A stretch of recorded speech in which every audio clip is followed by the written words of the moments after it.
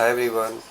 So now we have to talk about some topic of the e-learning, and one of them is discovering your strength. So understanding what you do best is essential to succeeding professionally. But often we are unclear on our own strengths. We have to identify your strength, and strength is consist of three things: gifts, loves, and skills.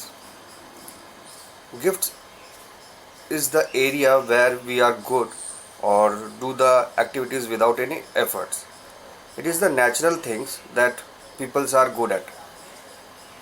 Gifts includes what comes to us easily and in what area that other people said that they wish they could do that as well as you. Loves. It is like where your passion lies and you lose yourself there. It can be your hobbies, or if money were no object, then what would you do for a career? Skills. It is the knowledge you have and how much you are capable.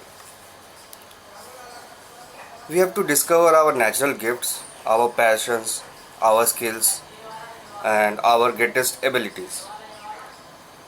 Some specific exercise we should do that help to pinpoint what we should focus on doing and what we should avoid to develop our strengths and exercise our increase our value.